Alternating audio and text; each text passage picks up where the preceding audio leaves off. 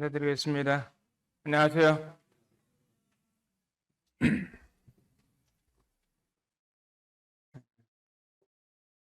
어제는 동탄교회 어르신 전도하는 일이 있어가지고 동탄에 이제 아침 일찍 가서 많은 어르신들이 오시는데 복음을 전하는 시간이 되어서 감사한 마음이 있고요. 또 저희 어머님 어제 생신이기 때문에 올해 이제 92살, 92세가 되셨는데 생신이라 이제 이렇게 함께 어머니하고 식사하는 시간을 점심 때 가졌습니다. 주님 은혜 가운데 건강하시게 지금까지 살아계시고 함께 주님을 섬기고 또 지금까지 함께 살고 있게 되어서 어머니를 인해 하나님 앞에 감사한 마음이 이렇게 있습니다. 일찍 우리 아버님 돌아가셔가지고 많은 고생을 하셨는데 주님께서 또 건강하게 지켜주셨고 사남매가 이렇게 다 이렇게 지금 살아 있어서 어머니에게도 기쁨이 되시고 좋은 시간이 되었습니다. 오늘 이제 함께 나누고 싶은 것은 우리가 살아가는 이 삶 가운데서 가장 값진 인생이 있고 또 하나님께서 한번 살 수 있는 인생을 주셨지만도 우리가 이 값지게 인생을 살지 못할 수도 있습니다. 가치 있는 삶이 있는데 어떤 것이 가치 있는 삶인가 이런 생각을 해보았어요. 그것은 이제 주님께서 가장 사랑하는 것이 무엇일까? 이 세상에 있는 많은 일들 가운데서 하나님께서 가장 사랑하는 것이 있다고 하면은 아들 되는 예수님을 가장 사랑하실 뿐 아니라 아들이 이제 우리 주님께서 신랑 되시고 또 신랑 되시는 우리 주님의 신부되는 교회를 가장 사랑하신다 이렇게 생각이 되어집니다. 믿는 사람들이 모인 이것이 이제 주님 몸된 교회인데 이 교회가 주님의 신부로서 이제 공중에서 주님이 오시게 되면 이 교회가 이 들림 받아서 공중에서 7년 동안 혼인잔치를 하게 됩니다. 7년 동안. 주님이 다시 오시게 되면은 이제 교회가 들림 받게 되는 것을 갖다가 휴거라고 말합니다. 휴거. 근데 이제 주님이 다시 교회를 데리러 오실 날이 언젠가 많은 사람들이 관심이 많이 있어요. 주님이 언제 오실 수 있나? 이 마지막 때인데 그 마지막 때에 대해서 이 성경에서는 여러 가지 징조를 말씀해 주셨습니다. 징조.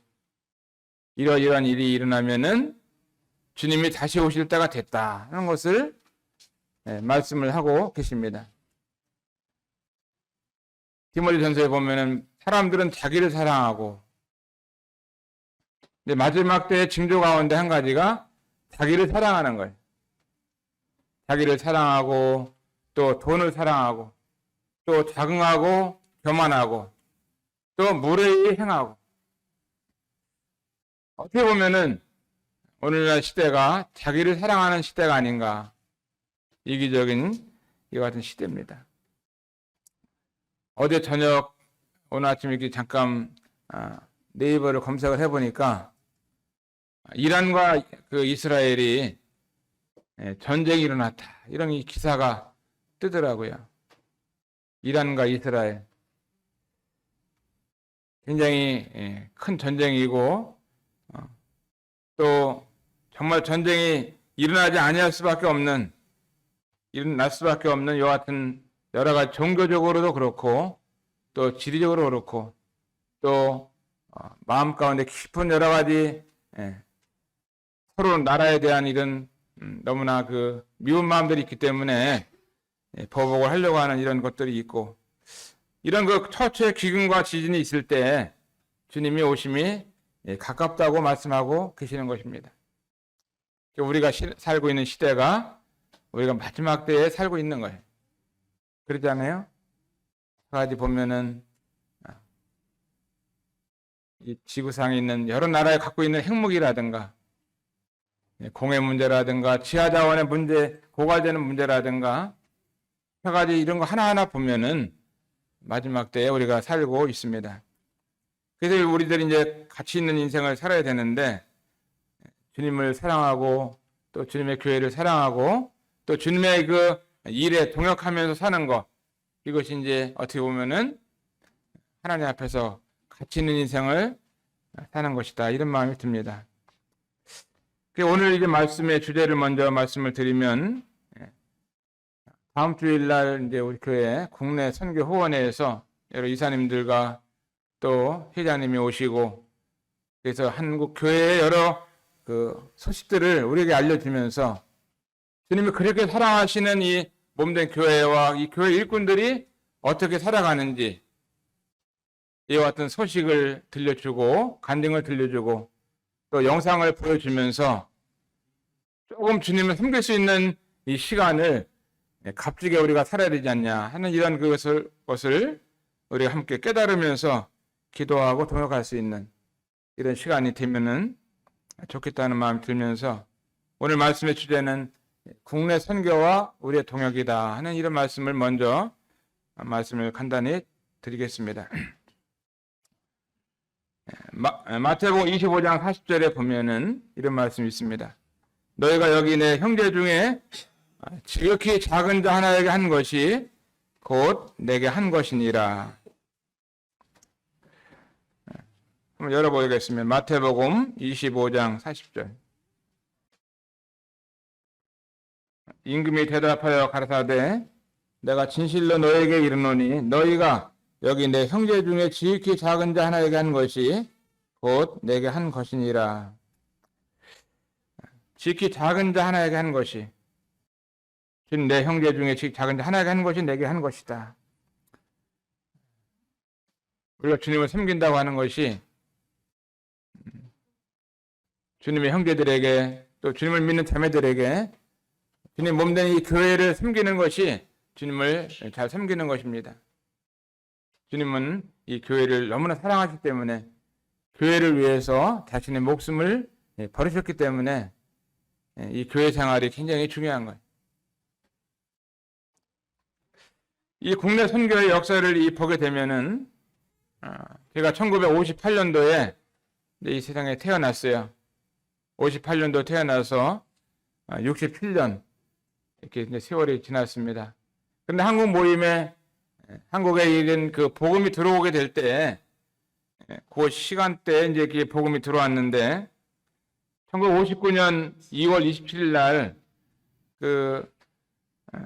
강태원 형제님이라고 계신데, 부평교회에서 이제 주님을 섬기시던 형제님이시고, 또 미군 부대 다니시고 이랬던 분인데, 그 미군 부대에 믿는 그리스도인들이 이제 오셨어요. 50년대 전쟁이 일어나고, 또 시간이 지나면서 우리나라의 이 군인들이 주둔하게 됐는데 59년 2월 27일 날 이 강태현 형제님이 복음을 들으시고 예수님을 믿고 나니까 이 복음을 사랑하시게 되고 또 복음을 전하다 보니까 믿는 사람들이 생겨가지고 침례를 주고 또 침례를 받은 사람들이 함께 모여가지고 이제 교회가 탄생되면서 이제 교회를 주님의 이름으로 모이게 되고 이렇게 해서 이제 강태현 형제님 중심으로 이제 부평에서 이제 모임이 시작이 됐습니다. 그러니까 6년 전에 이와 같은 한 형제님의 그 복음을 통해서 또 침례를 베풀게 되고 또 구원받는 역사도 일어나게 되고 또 교회가 탄생되고 그러다가 이제 또 박조인 형제님께서 미군 부대를 다니셨는데 거기서 일을 하면서 69년도 3월 달에 이제 예수님을 믿으셨어요. 69년 3월 달에 박준재님께서 제가 1살 됐을 때 예수님을 믿으셨네요. 59년도에 믿으셨어요. 59년도. 강태훈재님도 59년 2월 27일 날. 미군 부대에서 이제 복음을 듣고 구원 받으신 다음에 이제 선한 사마리아원에서 선한 사마리아원도 59년 3월 달에 이제 시작이 됐어요. 고아원이. 왜냐면 전쟁 이후에 한국에 많은 이 고아들이 있었습니다. 아버지 어머니 없는, 전쟁통에 다 나가서 죽게 되고 또 어디서 사는지 알지 못하는 이 고아들이 많이 있다 보니까 이 고아원을 설립하게 된 거예요. 강태현 제님이 맨 처음에 시작을 했죠. 그래서 이제 복음이 시작되면서 60년대, 70년대 이 하나님의 복음을 증거하는 일에 이 복음의 일꾼들이 수고하면서 큰 텐트를 가지고 다니면서, 텐트를 치고 다니면서 시장에서도 복음을 전하고, 구로공단에서도 전하고, 뭐 가리봉동에 전하고, 그 텐트를 가지고 다니면서 선교사들이, 일꾼들이 복음을 전하면서 이 교회가 이렇게 탄생이 되게 되고 복음이 놀랍게 증거됐어요. 국내에 이 복음이 이렇게 전달이 됐습니다.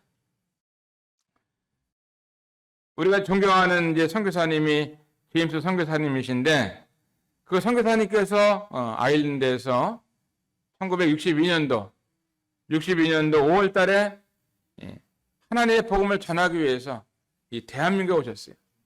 대한민국. 연세가 아마 50살 되셨는지 62년도에 한국에 오셔가지고 복음을 전하셨는데, 장충동에서 이제 시작된 것이 노란인 교회가 시작이 된 겁니다. 62년도에 시작이 됐어요. 놀랍게 이제 그 제임스 선교사님께서는 한국말을 못 하시지만 한국 사람들을 많이 사랑하시고 또 교회를 사랑하시고, 이 선교사님께서는 서울에서, 부산에서, 또 구로동에서 여러 지역을 다니면서 복음을 전하시고 말씀을 증거하시면서 하는 교회들을 세우셨어요. 인도를 다니면서도 복음을 전하시고 기도도 하시고. 그러면서 1977년도 8월 달에는 이제 서울 운동장에서 큰 전도대회를 해요. 그 영국의 그 데릭 빙함이라는 큰 세계적인 전도자를 초청해서 서울 운동장에서 일주일 동안 복음 전도대회를 하는데, 그때 하나님이 놀랍게 역사하셔가지고 그때 제목이 죄인의 친구 예수 그리스도, 이런 주제를 가지고 전도대회를 하는데, 서울시장님이 도와주고 서울시에서 각 구청에 도와주면서 서울시에 있는 모든 버스에 포스터를 다 붙이게 됐어요. 서울시내 버스, 시내 버스 다 포스터를 보내는데 30만 장의 포스터를 전국 곳곳에 이게 세우면서 또 육교 4곳에다가 현수막을 붙이고 이렇게 하면서 복음 대회를 했는데, 놀랍게 주님이 이 죄인의 친구 예수 그리스도 전도 대회를 통해서 놀랍게 하나님의 복음이 소개되고, 그때 박준현님께서 이제 통역을 하셨죠. 지금은 이제 많은 시간들이 지나면서 한국에 한 230개의 이런 교회가 여러 지역마다 이 교회가 이렇게 세워진 게 된 것이 국내 선교가 이렇게 개척이 되어지고 또 역사가 이루어진 것을 보면서 하나님 앞에 이 감사를 드리게 됩니다. 그런데 이제 이 복음을 전하는 일꾼들이 그때만 해도 구원만 받으면은 난 주님을 위해서 살겠다 하고 이 복음을 가지고 막 산에도 가고 또 어촌에도 가고 제주도에도 가시고, 그 제주도에서 복음을 전하러 간 형제님은 갓 결혼을 하셔가지고 결혼해서 주님을 위해서 이제 결혼했어요. 먼저 예수님 믿고 나니까 이제 결혼하게 되는데, 내가 왜 결혼하는 목적이 무엇인가? 주님을 위해서 살아야겠다 하면서 그 형제님 마음속에 내가 결혼해서도 주를 위해서 살아야지 하면서 그 맞는 자매님을 구했는데, 지금 제주에서 이렇게 혼자 살고 있는 강자옥 자매님이 이제 부인이죠. 남편이 주님을 위해서 산다고 하니까 자매님도 주님을 산다고 하면서 결혼한 거예요. 우리가 이 학교를 다닐 때 왜 학교를 다니는지 모르겠어요. 좋은 직장을 들어가려고, 또 돈을 많이 버는 회사를 들어가려고 하는지, 공부하는 것도 주님을 위해서 공부하는 겁니다. 직장을 들어가는 것도 주님을 위해서 직장을 들어가는 거예요. 또 결혼을 왜 해요? 우리 주은이 형제 맨 앞에 있는데 앞으로 이제 결혼을 하긴 해야 되는데 우리 교회에서 참 믿음이 좋고 또 주일학교에서도 교사를 수고하고 또 이제 결혼할 나이가 됐는데 아버지 엄마도 많이 기도할 텐데 앞으로 이제 결혼하게 되면은 결혼하는 목적이 왜 해요? 누구를 위해서 해요? 하나님을 위해서 주님을 위해서 결혼하는 겁니다. 바나바 있는데 바나바는 결혼 왜 해? 에? 네. 주님을 위해서 한다잖아요. 자, 박수 한번 칩시다. 결혼하는 것이 주님을 위해서 하는 거예요. 결혼하면은 아내를 기쁘게 해주고 또 아내는 남편을 기쁘게 해주고 난 제주도를 예준이가 이번에 결혼해서 저기 아주 미국 뉴욕으로 갔어요. 미국 뉴욕. 저도 한번 안 가봤는데 한번 가고 싶어요. 예준이가 갔다는데 나도 한번 가야 되는데 뭐 뉴욕을 신혼여행을 간다 할지라도 주님을 위해서 가는 거잖아요. 좋은 거를 보고 또 좋은 거를 먹고 좋은 데를 갔다 오면은 어떻게 살아야 돼요? 그 힘을 받아가지고 주님을 위해서 살아야 되잖아요. 우리 남관 형제님 큰딸 시집 보내갖고 돈 뭐 많이 있는 것도 아닐 텐데 신혼여행 갈 때 또 도와주고 했겠죠. 결혼하는 것도 주님을 위해서 결혼하는 것입니다. 그리고 주님을 위해서 산다는 것이 뭐냐? 바로 주님의 몸된 교회와 또 복음을 전하고 영혼들을 사랑하고 형제자매를 사랑하고 또 국내 선교 어려운 일꾼도 있으면 기도하고 주님의 일에 함께 동역하고 이것이 주님을 위해서 사는 것이잖아요. 주님을 위해서 결혼도 해야 되는 겁니다. 살아도 주를 위해 살고 죽어도 누구를 위해서? 죽더라도 주님을 위해서 죽어야 되잖아요. 죽더라도. 우리가 사나 죽으나 주님의 것이다 이런 말씀 있잖아요.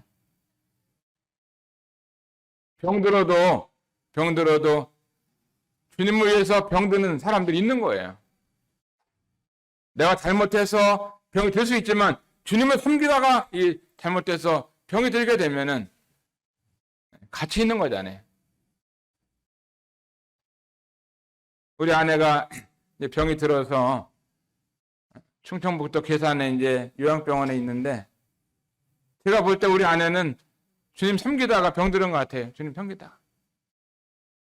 아내는 이 교회를 많이 사랑했어요. 교회를 위해서 기도하고 교회를 위해서 협력하고 복음을 전하고 하나님 말씀을 밥 먹는 것보다도 더 중요하게 여기면서 아이들 학교 갈 때 하나님 말씀 읽지 않고 하나님 말씀 보지 않으면요 밥 먹는 거하고 상관이 없어요. 하나님 말씀 먹었느냐가 이게 가장 중요한 거예요.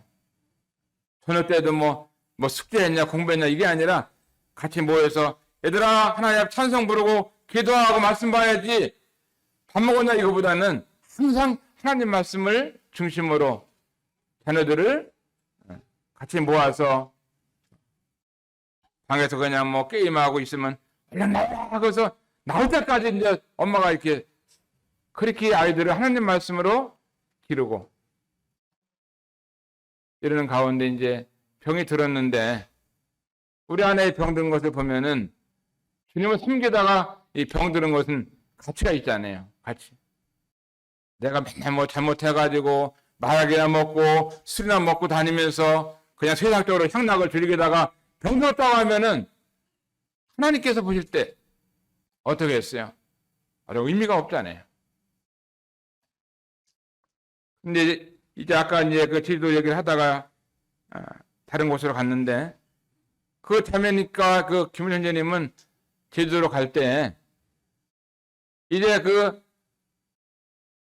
뭐 일주일이나 2주일 있으면은 아기를 낳아야 되는데 그 만삭이 됐는데 비행기를 타고 제주도로 간 거예요. 만삭의 나이에 만삭으로 결혼해서 좀 있다 보니까 주님 아이를 주셨고 아이를 낳을 때가 됐는데 만삭의 나이에 어디로 갔다고요?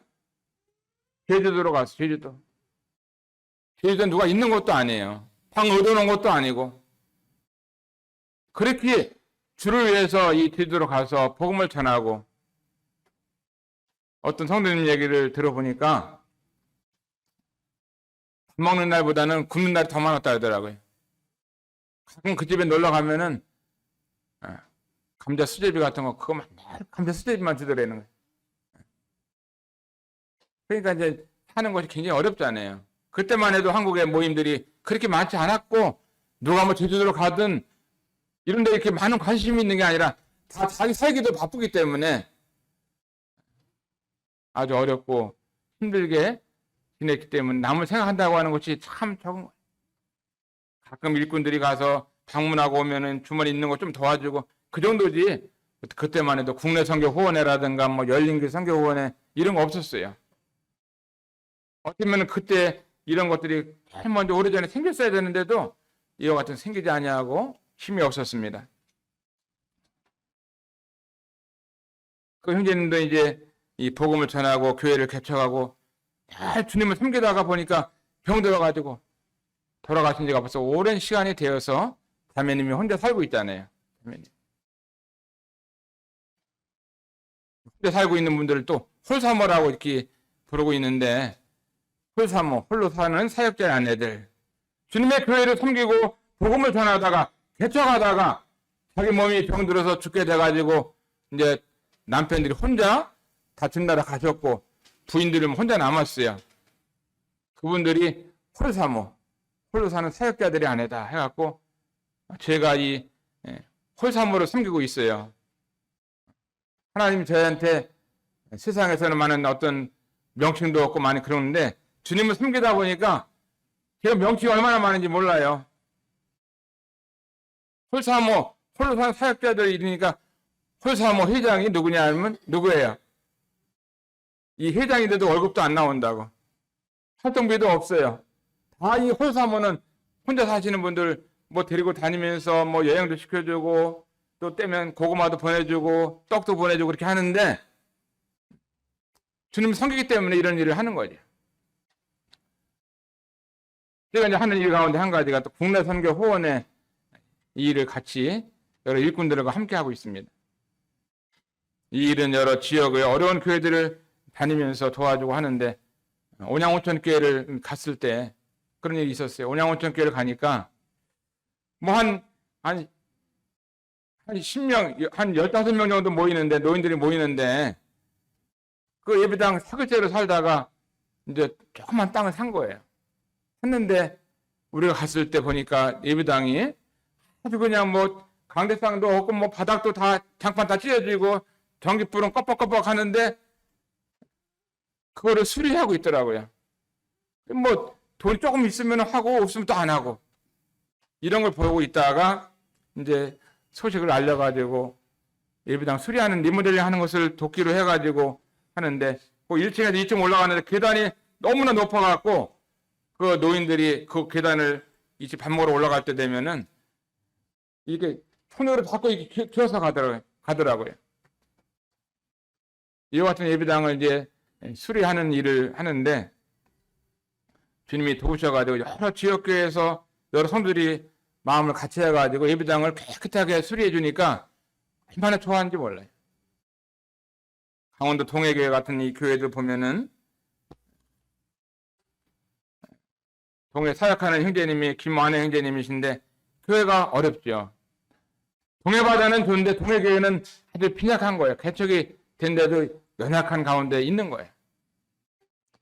근데 형제님 자녀들이 이제 결혼해갖고 이 아이들이 이렇게 잘하고 있는데 그 완혜 형제님 마음속에 한 가지 소원은 그 다음 세대 되는 그 아들, 딸, 손자, 손녀에게 예배당을 물려줘야 되는데 토목이 인테리어가 안 돼갖고 바람이 들어오고 막 냄새나고 화장실도 그렇고 부엌도 그렇고 그냥 이 깨끗하게 리모델링이라도 해주면은 자기 죽을 때까지 소원이 그거라더라고요. 일꾼으로서. 근데 하나님이 이 교회를 또 도우셔가지고 리모델링을 또 깨끗하게 할 수 있도록 하셨어요. 이 국내 선교 후원회를 통해서 참 암으로 고통당하는 여러 일꾼들의 아내들, 또 월세를 못 내는 교회들, 또 연약해서 또 일꾼이 일하는 이 교회들이 너무나 가난하고 힘든 이와 같은 교회들을 돕는 이와 같은 일을 이제 하게 되는데, 주님께서 늦게라도 이런 국내 선교 후원회가 발족이 되어서 어려운 교회들을 돕고 기도하고 방문하고 소식을 전하고 이런 일을 통해서 많은 분들이 위로를 얻고 있습니다.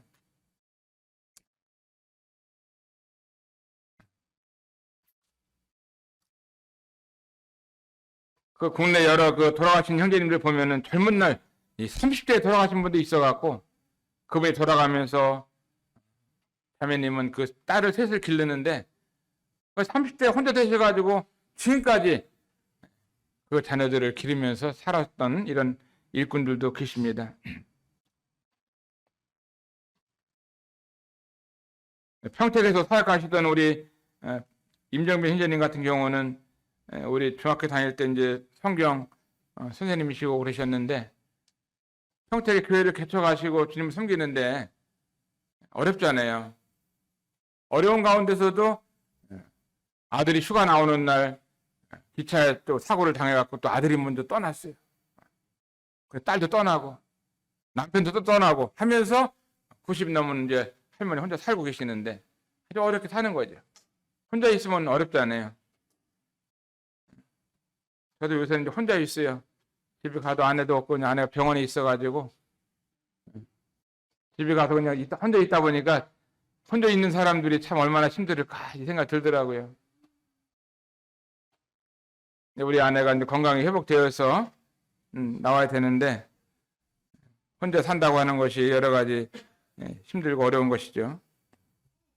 그래서 이 국내 선교에서 중점적으로 하는 일들이 보면은 첫 번째가 영적으로 복음 전도 또 은사 활용을 위한 신앙 교육을 돕는 일을 하고 있어요.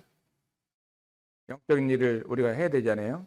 뭐 예비당만 리모델링 해주고 그런 게 아니라 영적으로 복음 전도하는 일. 이번에도 온양온천교회에서 국내 선교 후원회에서 지원을 해가지고 3일 동안 복음 전도 집회를 한 거죠. 두 번째는 이제 물질적으로 교회를 개척하는 이런 교회가 지원해주고 연약한 일꾼들의 필요를 도와주는 거죠. 다 도와주는 게 아니라 아주 힘들고 가난하고 어려운 일꾼들이 또 있는 겁니다. 어떤 일꾼을 보면은요, 이 주님의 교회를 섬기다 보면은 주일날 나와야죠. 또 수요일날 나와야 되고 또 금요일날 일찍 나와야 되니까 이 일반 직장을 다니다 보면은 자기 교회도 못 나가게 되니까 막 일당을 다니 일당을. 그래서 뭐 수요일날은 몇 시까지 끝나야 되고 주일날 안 나가는 조건으로 하다 보니까 일을 하긴 하는데 사대보험도 안 되는 이런 직장을 다니면서 일을 하는 거예요. 근데 저 강원도에서 일을 하시는 형제님이신데 추석날이 됐는데 그런 얘기를 하더라고요. 그렇게 그냥 남들보다 열심히 일을 해줬는데 내일 모레면 추석인데 자기 일 시키는 사장님은요 떡값 10만 원도 안 주려고 그러는 거예요. 떡값 10만 원. 내일 모레 추석인데 지금 집에 떡이라도 좀 한 마리 해서 먹어야 되는데 그래가지고 사장님 떡값 10만 원만 주면 안 되냐고 얘기를 했는데 괜시니 10만 원 이렇게 주더라는 거예요. 그 일을 하면서 주님의 교회를 돌본다는 것이 어렵잖아요. 몇 명 성도들 되지 않고 또 자비랑 하면서 복음을 전하고 있는 거죠. 강원도 속초에 우리 이상격 형제님도 이제 속초교회를 개척하시고 살아가시는데 얼마나 어렵겠어요. 거기는 또 남편이 먼저 돌아가는 게 아니고 아내가 먼저 돌아가셨어요. 아내가 부인이. 남편이 돌아가면은 아내들이 살면은 어떻게 해요? 가부집에는 쌀이 스마리고 호래비 집안에는 이가 스마리라는데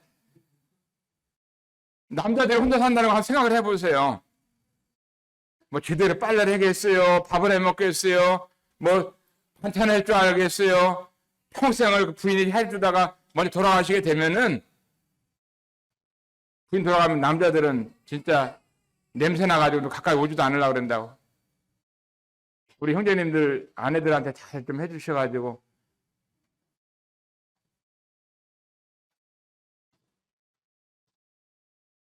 그래서 이제 우리 이영재님 같은 경우는 제가 이제 아이고 집에 가도 애들도 없고 강아지도 없고 부인도 없고 여보 식사하세요 여보 일어나요 이게 누가 불러주는 사람이 없다 보니까 귀를 잘 사용 안 하니까 이제 지금 귀도 안 들린대. 이 귀하는 것도 잠깐만 여보 얼른 와요 이렇게 누가 해주면 이걸 사용하는 거걸랑이요. 그 불러주는 사람이 없으면은 이 귀가 막히는 겁니다. 귀든가 이 손이든 발이든 뭐든지 잠깐만 사용해야지 발전되는 거지 누가 불러주지 않으면은 귀도 안 들립니다. 그러니까 여러분 집에 가서 살아있을 동안 여보 하면서 잠깐만 좀 불러주고 식사하시라고 식사하세요 하면서 얘기를 하셔야 됩니다. 여보 잘 잤어요? 하면서 얘기를 해야지 귀를 사용하는 것이지 부부 사이 뭐 안 좋다고 말도 안 하면 나중에는 남편이나 아내가 어떻게 되겠어요? 귀가 사용 안 하면 귀가 사용 안 되면 귀가 약해지는 겁니다.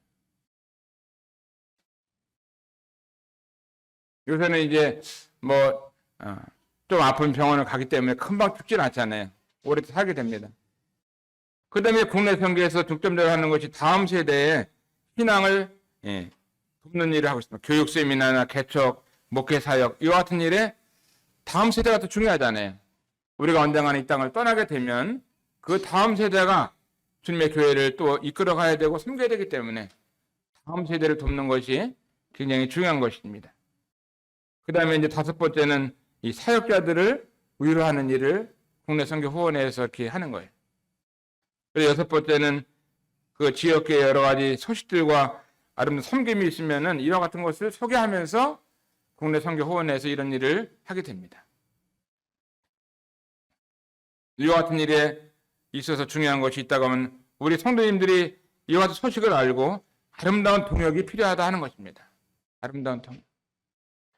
주님이 사랑하는 이 교회. 우리는 지금 많이 모이고 있는 거예요. 어떤 교회에 가면은 뭐 5명 모이는 교회도 있고 또 7명 모이는 교회도 있고 또 10명 모이는 교회도 있고 어떤 교회는 연로하셔서 나이 80이 넘으셔가지고 매주 설교하기 어렵기 때문에 옆에 있는 이 텔레비에다가 GNTV에서 말씀 전한 거 있으면 그거 말씀 듣고선 그냥 설교 끝나는 거예요. 어떤 때는 제가 말씀 전한 거 있으면요 그 교회에서는 이 말씀을 듣고 그렇구나 하고선 그 말씀을 듣고 영적으로 다 축복을 받으면서 설교할 분들도 많이 있지 않기 때문에 5명 정도 모이는 교회니까 설교하기도 어려워가지고 GNTV에 있는 말씀을 대신 듣는 이런 교회들도 있어요. 다음 주일날 우리 국내 선교 후원회에서 이렇게 여러 이사님들 오셔서 영상도 보여주고 간증도 하고 말씀하시면은 작은 금액이지만 우리가 동역하고 CMS 한 장씩 써서 주면 좋겠다 이런 마음이 듭니다. 주나라 가면은 다 상 받는 거예요.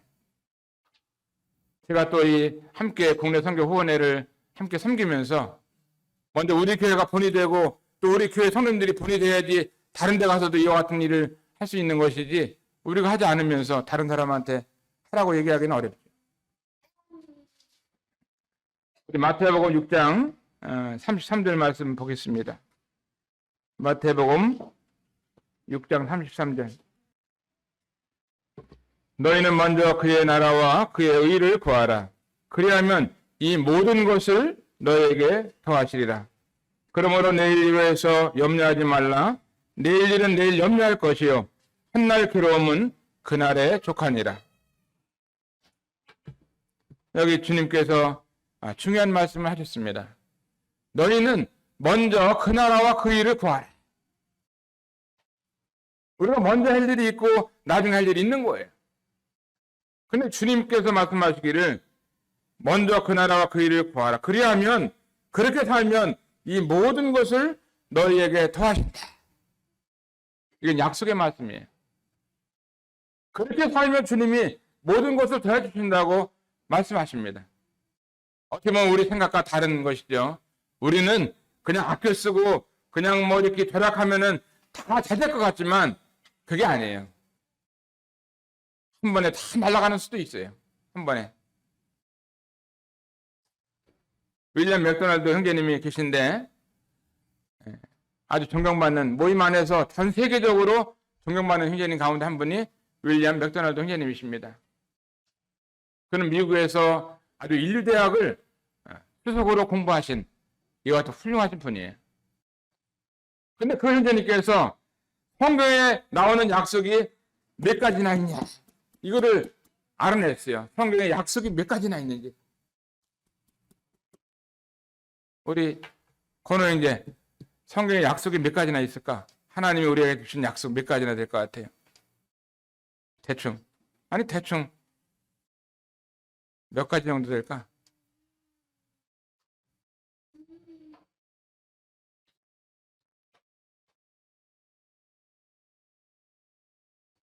대충 얘기하면 돼. 뭐 어려운 거 아니야. 대충 얘기하면 되니까. 30가지. 그 다음에 또 우리 누구한테 물어볼까? 저기 용보 형제 한번 몇 가지 정도 있을 것 같아요. 하나님께서 우리에게 준 약속들이 몇 가지나 될까? 100가지. 그 다음에 저기 우리 평화 엄마가 또 똑똑하죠. 평화 엄마, 우리 하나님께서 우리들에게 준 약속이 몇 가지나 있을 것 같아요. 잘 모르겠다는 것도 대답은 틀린 대답이라. 잘 모르니까 아예 틀린 거죠. 대답은 대답이죠. 이 약속이 몇 가지가 있냐? 30가지 얘기하고 100가지 얘기했는데 하나님께서 우리에게 주신 약속, 뭐 너희는 먼저 그 나라 부위를 구하라. 그러니 모든 걸 너희 주신다. 이것도 약속이잖아요. 그럼 그 다음에 뭐 내일 일을 염려하지 말라. 내일 일은 내일 염려할 것 하나 기도하면 그날에 족하니라. 이것도 주님이 뭐 준 약속의 말씀이에요. 염려하지 않으면 건강해지고 그러잖아요. 약속이 윌리엄 맥도날드 형제님이 하신 말씀은 3만 가지가 넘는다는 거예요. 3만 가지. 다 적어놓으세요. 3만 가지. 3만 가지가 넘는 약속인데 하루하루 살아가면서 우리에게 이루어지는 약속들이 90가지가 넘는다는 거예요. 90가지. 365일 곱하기 90 하면요. 3만 가지가 넘어요. 하나님 우리에게 하루에도 매일 90가지가 넘는 약속들을 이루어주시고 인도하시고 도우시는 거예요. 우리가 그 중에 한 가지죠. 3만 가지가 넘는 약속들이 있다.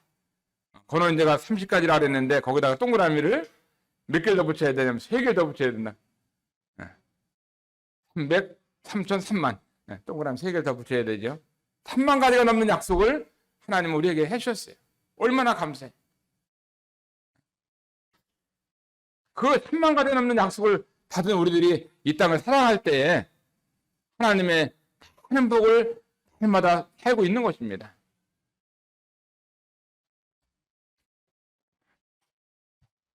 누가복음 18장 27절에도 보면은 무릇 사람이 할 수 없는 것을 하나님은 하실 수 있느니라 이런 말씀을 하셨습니다. 저는 이제 주님 앞에 요새 감사하는 것이 아들이 이제 결혼하게 돼서 감사한 마음이 있어요. 하나바가 결혼하게 되니까 감사하더라고요. 우리 집사람도 이게 꿈이냐 생시냐 몸은 아프지만 아들이 결혼한다고 하는 것에 대해서 감사한 마음을 갖고 있어요. 나이 35살이 됐는데 우리 큰아들이 먼저 장가를 가야 되지 둘째도 가고 셋째도 가는데 앞에 있는 차가 딱 막혀 있으니까 뒤에 있는 차가 갈 수도 없고 안 갈 수도 없고 어렵잖아요. 지난번에도 우리 바나바 간증한 것을 들었을 거예요. 저는 다른 사람들을 위해서 중매를 많이 했잖아요. 그죠? 중매를 여러 사람들을 많이 해줬는데 우리 아들을 중매를 하려고 하니까 잘 안 되더라고요. 중매 안 돼. 중이 제 머리 못 깎는다고 잘 안 되는 거예요. 저도 하고 다른 사람들도 했는데도 잘 안 되더라고. 근데 우리 바나바가 이제 창세기 24장 말씀을 읽고 말씀을 가지고 이제 말씀을 전한 것이 하나 있는데 여기 여수에 있는 자매님이 바나바가 전한 말씀을 들은 거예요. 이삭을 위해서 하나님이 늙은 종을 잘 보내가지고 리브가를 만났는데 리브가가 물을 주고 또 낙타한테도 물을 주고 리브가한테 너 시집 가겠느냐? 이렇게 물어보니까 리브가가 네, 가겠습니다. 그런 거야. 얼굴도 안 보고. 그런데 그 자매가 바나바가 전하는 말씀을 듣다가 네, 바나바인지한테 시집 가겠습니다. 딱 그런 거예요. 얼굴도 안 봤는데 둘이 만나서 얘기하고 교제해보지도 않았는데 나이도 몇 살인지도 모르는데 아니 어떻게 그런 일이 있는지 나는 이해가 안 돼요. 지금도 4천년 전에 아브라함의 아들 이삭과 리브가는 뭐 얼굴도 안 보고 갔는데 오늘날은 얼굴 다도 안 갔는데 어떻게 바나바가 이렇게 전한 말씀을 가지고 자기는 김철현지님 아들 김바나바에게 시집간다 딱 이렇게 해달으니 이게 보통 믿음이에요? 구약에 나오는 리브가만 리브가가 아니라 오늘날도 리브가가 이렇게 있고 그래서 이제 그랬어요. 아유 그럼 결혼한다 그러면 결혼해야지 하고 바나바가 얘기했다잖아요. 자매는 아버지한테 이런 얘기 듣고 저런 얘기 들었는데 자매는 저한테 시집 올 거예요? 그러니까 자매가 네 그러더라는 거예요. 그 다음에 바나바가 한 얘기가 중요한 얘기죠. 그럼 저하고 결혼해 주세요. 이렇게 바나바가 얘기했대요. 그랬더니 자매가 감동돼가지고 야 그렇게 울었냐? 어떻게 울었어? 나하고 결혼해 주세요 하니까 자매가 너무 감동돼가지고 울더라는 거예요. 그랬더니 그날 저녁에 밤 2시간 동안 전화를 했대요. 그날. 얼마나 감사한지. 그렇게 결혼하는 결혼이 여태까지 들어보지도 못했는데 주님이 이렇게 순조롭게 인도하셔가지고 그래서 어떻게 해요? 그럼 결혼해야지 해가지고 날짜를 잡았어요. 아버지는 6월 달에도 종풀안이 오고 7월 달에 엠마 오고 대학교에 그 부총장님도 오시고 바쁘니까 뭐 출 때도 안 되고 더울 때 안 되니까 5월 달에 어떠냐. 5월 달이 제일 좋을 때다. 날씨도 좋고 예시장 그거 한 달 만에 예시장도 못 잡으니까 저 선한 사마리아원 잔디밭 어떠냐.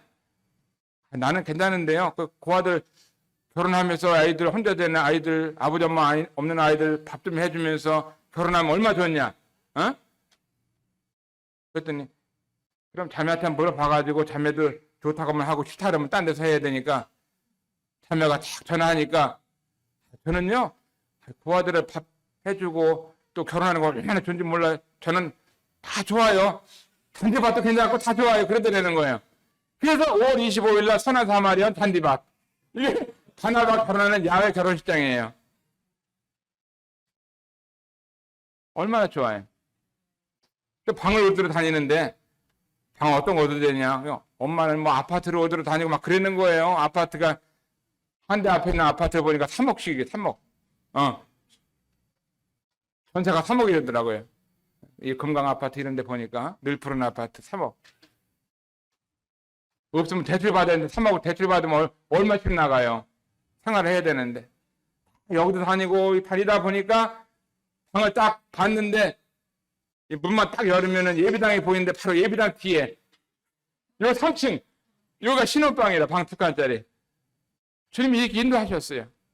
그래서 바로 계약하고 신혼방을 얻어놓고 내일 모레 자매하고 자매 아버지 엄마가 청소하러 여기 여수에서 청소하러 온대요. 청소해놓고 이제 살림살이를 집어넣어야 되니까. 주님이 이렇게 먼저 그 나라와 그 일을 구하면 이 모든 것을 너에게 더하신다.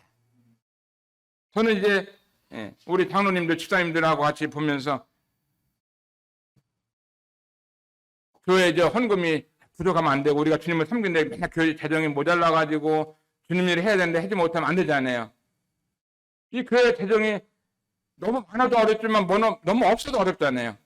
주님의 일을 해야 되는데 밥 먹을 것도 없고 신방 갈 돈도 없고 뭐 이렇게 에어컨 킬 돈도 없고 그러면 안 되잖아요. 우리 바나바를 보니까 요새는 직장을 다니니까 헌금을 딱딱 하는 거예요. 몇십만 원씩 딱딱 아주 통장에다 넣는데 얘가 앞으로 잘 살겠구나 생각 딱 들더라고요. 주님 앞에 헌금도 다 뜯겨먹고 헌금도 안 하고 그러면은 잘 살겠어요? 하나님 바나바를 부자 되게 할 수 있겠어요? 얼마나 감사한지 제 마음속에 감사하는 것은 자녀들이 주님을 다 섬기고 이러면은 너무나 감사. 하늘나라에 보물을 쌓는 거 없어지는 게 아니잖아요. 찾는 거 아니에요. 우리는 지금 작은 것으로 썩을 것으로 심지만 썩지 않을 것으로 우리는 찾는 겁니다. 영광의 면류관으로 하나님께 받는 거예요. 국내 선교를 후원을 하든 교회에다 헌금을 하든 선교를 선금하든 성도를 위해서 섬기든 간에 주님을 쓰는 것은 주님 나라에서 다 받는 겁니다. 없어지는 게 아니에요. 영혼을 위해서 사는 것은요, 주님 나라에다가 심는 것만이 영원히 남는 것입니다.